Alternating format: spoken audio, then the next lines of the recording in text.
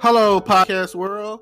It's June 2nd, 2020, 12:17 p.m. And I'm here to talk about no justice, no peace. It's Blackout Tuesday.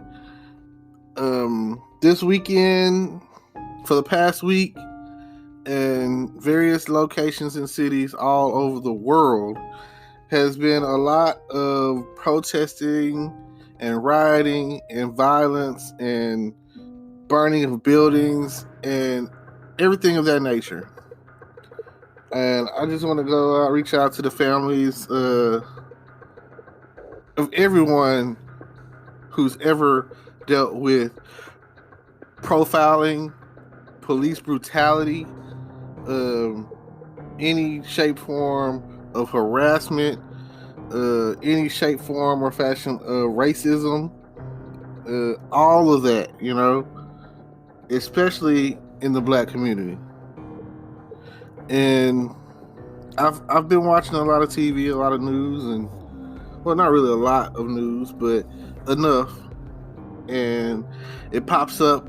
My news is mainly, Facebook and the internet. So I see the things that are going on, and I see the division on how people feel we should handle this based off of emotions and anger, and people feel like, what they're doing is justified and right.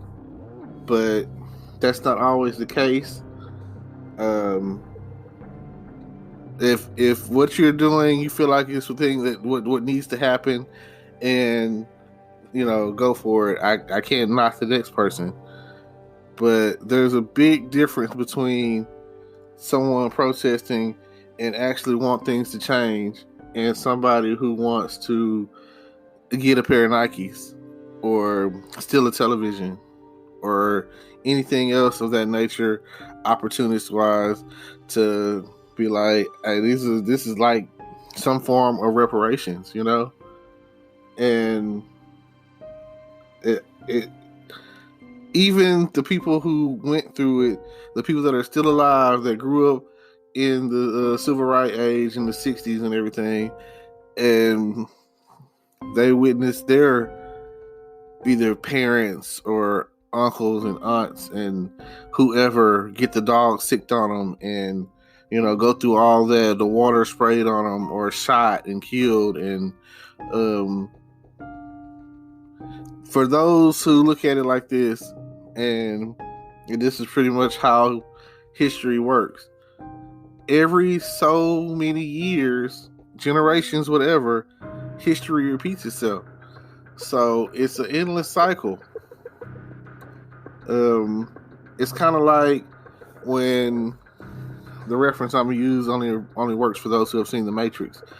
But on the second Matrix, The Matrix Reloaded, Neo made it to the architecture or whatever, and we're just going to put it out there like, if the Matrix was, if we were in the Matrix or whatever, he would be like the God figure, the creator, or however you want to look at it. And he's like, this is the 7th time or whatever that this is, taking this, like, Neo is considered the anomaly, which this Jesus-based character or whatever, the one, and he's like, he just counts from the reappearance of the anomaly. And he goes on to speak on saying that it's happened 7 times before. You walk through that door, you could save the person that you love, Trinity. You could save the Trinity. You could save her life. But everyone will die. Well, on the other hand, you could go through this door, and I'll give you enough to repopulate Zion.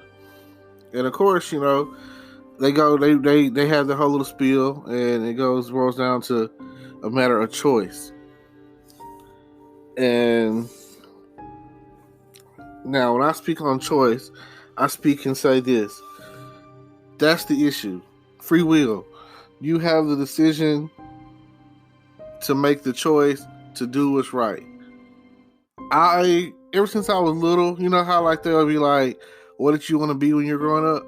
I wanted to be a hero. You know how people say I want to be a doctor or a fireman, and there's people out there that at their innocence wanted to be a police officer or maybe a soldier or whatever, you know what I'm saying? Because maybe their dad or mom was a doctor or a nurse or a teacher or a principal or whoever had the influence at that time in their life or whatever they witnessed or whatever.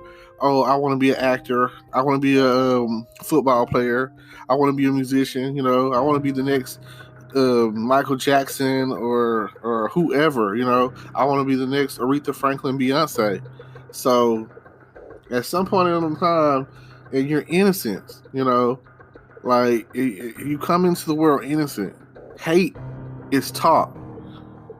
Like when I was a kid, I didn't know to hate white people. I didn't know to hate my own kind. I didn't know to hate. Well, we didn't really have anything at my school. You know, maybe one like Hispanic family and one Indian family, and they had pretty much enough kids and stuff to go through the whole district. But point being, I was never taught to hate. I was taught to love, and going through school, I started learning that people hated me because I was me. Classmates, they hated me because their parents said you shouldn't like him. His skin color is different. And complete strangers that just hated me, you know? And I've never liked the feel of being hated. I've never liked the feel of hating someone. And deep down in my heart, I can't sit there and say that I've never hated anyone. There's people out there in the world who I feel like they wrong me, and I hate them, you know? But that's not a good feeling. Love is a good feeling. It's a good feeling to love. It's a good feeling to be loved, you know? And it's not a good feeling to stand against hate and stand for love while someone over here that you love is hating. Like, stop the hate. And even in the midst of all the drama that's going on, the spark that took the flame that this go around, because right now it seems like we're in a perpetuated, never-ending fight for justice. And they say no justice, no peace. It just seems like if that's the case, it don't seem like we're ever gonna be at peace. Like, wars happen for a reason. And if you look back in history, every time there was war, there was change. So I'll credit that to, had not wars like the Alamo, where they drew a line in the sand and a line in the sand and said, cross this line if you stand with me, you know? And everyone crossed that line. Everyone stood there knowing that they didn't have enough. They were the underdogs. And they didn't necessarily, they lost. they got it handed to them or whatever. But they stood their ground, and because they did that, in the long run, change came. And that's why we remember the Alamo. Especially if you're a Texan, you know. I don't know about any other state, but I know that when I was in 7th grade, they taught us Texas history. And with that being said, every year, February come around, and they teach you just enough. They teach you the icing on the cake. They teach you everybody knows some of the same names when it comes to Black history. But nobody ever seems to know the forgotten. And some people, there's so many historical Black history moments that are so forgotten. And I feel like in that 28 days or less of history, not only did the school fail us, but our communities failed us. Because I'm not going to sit there and say that I knew a lot of these movies that are coming out of people that are like now passing or moments that happen in different cities and states. And if I was into football before the movie Remember the Titans came out, I should have knew about the history of the integration and Remember the Titans and all that. I should have knew about that. Like, TV and movies shouldn't teach me what I should be learning in school, like, or at home in my community or whatever, because that's the issue. A lot of people feel like the school's job is to teach, when you learn more from your family and peers and friends than you ever would learn from a teacher. There are some teachers out there that I give credit to that I'll never forget, that taught me. They taught me math, they taught me science, they taught me reading, they taught me English, but some of them even taught me life lessons. And those are the teachers that I stand with. The teachers that, if you don't do right, they're going to tell you this is what's going to happen. You hear me? I have some teachers that, some of my favorite teachers, and I feel like teachers are very discredited. But we and underpaid. Like, I know there's always a financial issue. I know that if you go to certain schools where there's more wealth in the community, that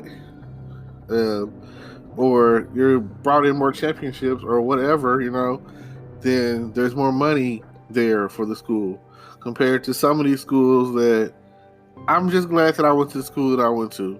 Went to Liberty Island High School and here in Texarkana, and the schools here compared to schools that I've like when I went to college and I came across schools from other places, from California, Dallas, and Houston, and out of state, period, like majority, like out of state schools or whatever.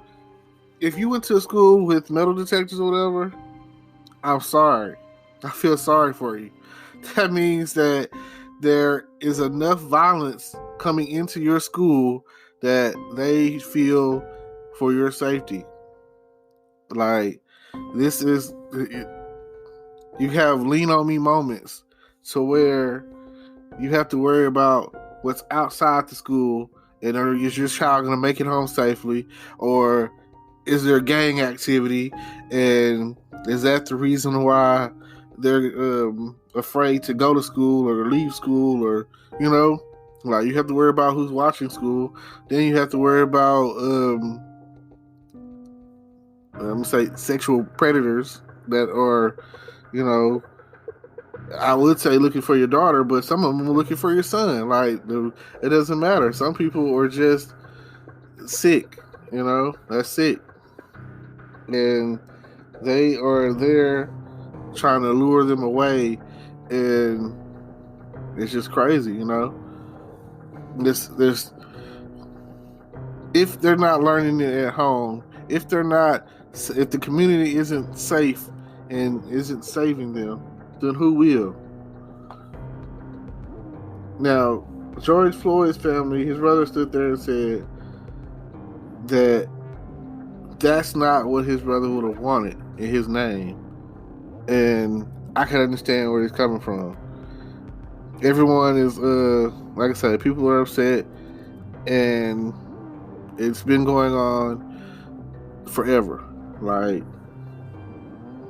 and that's because, and I feel like the reason people feel the way they feel is not because it's happening, and they speak on no justice, no peace. It's because, like I say, no justice, no peace. They're not doing anything about it. Like, it's so easy to become a cop. It's ridiculous. You go into the academy or whatever, couple of months in, months out, you know what I'm saying? Next thing you know, you got the badge, you got the gun, and they're not, like, that's all they do is once you are a citizen with a gun, a policeman with a gun, a gangster with a gun, a bully with a gun. If you got the juice to pull that trigger, then I don't know what to say. Like if you willing to take a life, like Black Lives Matter. And I can't speak of what a person's soul is like, but this is my thing. There has to be a way to do the job without taking life. Like, can't you, like the way that you stopping these protesters with tear gas, or the way that you shooting them with rubber bullets, like why can't we at least like level down to level up? Why can't we be like, you know, non-lethal? Why are we focusing on non-lethal methods to stop criminals? Why aren't we getting these guns off the streets? And that's on all ends, you know. In certain places or whatever, they have really strict gun policies, really strict. Fortunately, fortunately, that's good in a way. But at the end of the day, everyone still reverts to saying something about the Second Amendment and the NRA and all that kind of stuff. And here in Texas, it's easy to get a gun. It's so easy. Like, oh, you want a gun? No, let me see your license. Okay. No, your background is clear, you know what I'm saying? Here you go. Walk up out of Walmart or Gandar Mountains, which I don't even know if they're in business anymore, or the pawn shop, or wherever, you know, you people are buying and selling guns. So you got these guns. When I walk into this one pawn shop that I go to sometimes with my friends, and behind that counter is an arsenal of assault rifles and guns, and I just be like, man, are the Terminators coming or something? Like, is it a war? Like, who needs all these kind of guns or whatever? And I have friends out there that are gun lovers. I have friends in the military that, you know, they have their service revolver, all of that, you know, they got their pistol. And I understand that. They've been trained. They know how to use a gun, and they know how to shoot, and they know who to shoot. You know, they you know, I feel, you know, a little bit better about that. But they're not out there just shooting anybody, you know. They're not there like you know, most people that I know, we not killers. Most people I know, we just want to, you know, if you in the deed of protection, you're trying to protect someone or protect your family, and you have that gun, then that's a different situation. Like that is like Second Amendment 101. Like, the reason I have this gun is I feel threatened. I feel the need to protect my family based off of where you live. All of that, you know. And that is like the only time that, you know, that I don't know. I can't really understand people's desire to have a gun, which is also in my world a desire to want to take someone's life at some point in time. You know, I don't know. It's dealing with guns. For some people, it gives them an adrenaline rush. Some people, it scares them. They're afraid. They're like, oh man, you know, I don't want anything to do with that. And I know that you've seen all of those TV shows that some kid got a hold to their people's gun and thought it was cool, maybe took it to school, maybe had a friend come over after school or whatever the case was, and like were playing with it because they thought it was a toy, you know, kids and how kids are, which it ended up like someone getting hurt or shot or whatever, And at the end of the day, here's another thing about the guns. As like children, we buying them guns and putting the guns in their hand and making it seem like that's okay. Like, and then, I've been playing video games, violent video games, shooting games, whatever, since arcade days, and since like regular Nintendo. And I just feel like we teach a lot of violence, and it's not. It's like we teach a lot of violence, a lot of hate, and we should be teaching more about love. All right, well, guess it's about that time to let y'all go, and I'll leave y'all with this: love, don't hate, better, not bitter. Let's don't forget to like, comment, subscribe. Check out all outlets or whatever. I'm also now streaming on Facebook videos, and that's a new thing for me. So I'm gonna be on there too. And what else?